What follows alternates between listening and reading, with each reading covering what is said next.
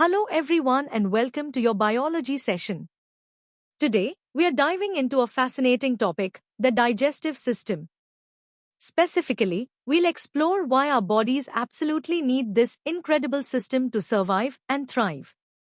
We'll start with the basics, then gradually uncover deeper insights, connecting digestion to cellular energy, evolutionary biology, and even modern medicine.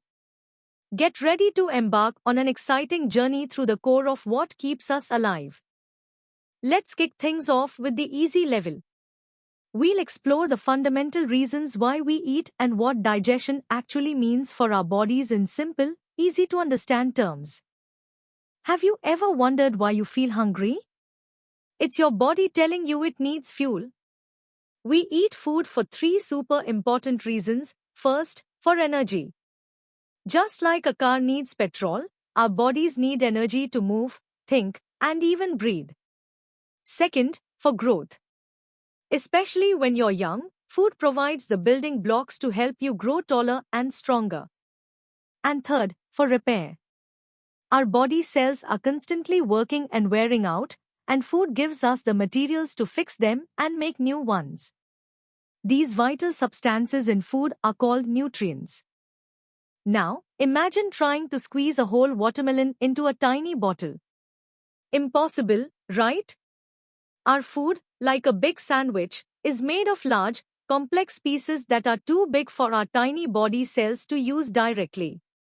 So, digestion is simply the process where our body breaks down these big, complex food items into much smaller, simpler pieces.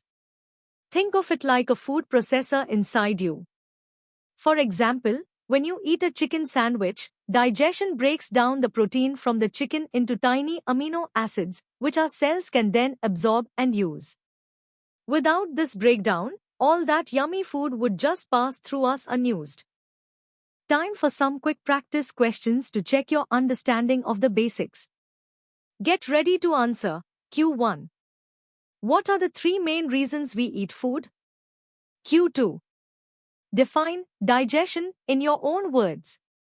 And Q3. Give an example of how a complex food item is broken down into simpler substances during digestion. Take a moment to think about your answers. Alright, let's level up. In the medium section, we'll dive a bit deeper into the types of nutrients we need and how digestion specifically tackles the challenge of complex food molecules. Our bodies are incredible machines, but they need the right fuel and building materials to function. Food provides us with two main types of nutrients, macronutrients and micronutrients. Macronutrients, like carbohydrates, proteins, and fats, are needed in large amounts for energy, growth, and repair. Think of them as the main ingredients. Micronutrients, such as vitamins and minerals, are needed in smaller quantities, but they're super important for regulating all our body's processes, like keeping our bones strong or helping our nerves work properly. Both are crucial for our health. Here's the challenge: most of the food we eat, especially those macronutrients, are huge, complex molecules. Imagine a long chain of beads. That's what complex carbohydrates or proteins look like. Our body's cells are tiny, and their membranes are like very selective gates. These gates won't let big, chunky molecules pass through. So, if we ate these large molecules, they'd just sit in our digestive tract, unable to get to where they're needed. This is why food needs to be broken down into much smaller, simpler units that can easily pass through those cellular gates. So, how does our body solve this problem? Through digestion, which has two main parts. First, mechanical digestion. This is the physical breaking down of food. Chewing in your mouth and churning in your stomach are examples. This increases the food's surface area. Second, chemical digestion. This is where special helpers called enzymes come in. Enzymes are like tiny molecular scissors that cut the big, complex food molecules into their smaller, simpler building blocks. For instance, enzymes break down proteins into amino acids and complex sugars into simple glucose. Only these small, Simple forms can then be absorbed by our body. Now, let's test your understanding of the medium-level concepts. Here are 5 questions. Q1. Differentiate between macronutrients and micronutrients with examples. Q2. Explain why complex food molecules cannot be directly absorbed by cells. Q3. Describe the 2 main types of digestion. Q4. What is the role of enzymes in chemical digestion? And Q5. List the absorbable forms of carbohydrates, proteins, and fats. Take your time to formulate your answers. Ready to go deeper? In the hard section, we'll explore the connection between digestion and cellular energy, the specific roles of various enzymes, and the efficiency mechanisms of our digestive system. Every single action your body performs, from lifting a finger to thinking, requires energy. This energy is primarily supplied by a molecule called ATP, or adenosine triphosphate, which is generated inside your cells. The raw material for making ATP largely comes from glucose, a simple sugar. However, the carbohydrates we eat are often complex starches. Our digestive system's crucial role is to meticulously break down these complex carbohydrates into individual glucose molecules. Without this process, your cells wouldn't have the immediate fuel they need to produce ATP, essentially leaving your body without its vital energy currency. Think of food molecules like elaborate LIGO structures. Proteins are long chains of amino acid LIGOs, and complex carbohydrates are long chains of sugar LIGOs. Our body's cells can only use the individual LIGO bricks. The digestive system is equipped with specialized tools, specific enzymes that act like precision LIGO deconstructors. Amylases break down carbohydrate chains, proteases dismantle protein chains, and lipases break down fat molecules. This enzymatic hydrolysis is highly specific, ensuring that each type of large molecule is broken down into its correct, small, absorbable monomeric units. This specificity is key to efficient nutrient extraction. The digestive system doesn't just provide energy, it's also the source of all the building blocks and regulatory molecules our body needs. Amino acids, derived from digested proteins, are essential for synthesizing new proteins for muscles, hormones, and enzymes. Fatty acids and glycerol, from fats, are crucial for cell membranes and hormone production. Furthermore, vitamins and minerals, which often don't need extensive digestion, are absorbed to act as coenzymes or regulators in countless metabolic pathways. Without the digestive system, we couldn't build or maintain our body structures, nor could we regulate the intricate chemical reactions vital for life. Let's tackle some harder questions now. Q1. Explain the role of ATP in cellular activities and how digestion contributes to its production. Q2. Why are macromolecules called polymers and their digested forms monomers? Q3. Give examples of 3 different classes of digestive enzymes and their specific substrates. Q4. Besides energy, what other vital substances does digestion provide, and for what purposes? Q5. How does the small intestine maximize nutrient absorption? Q6.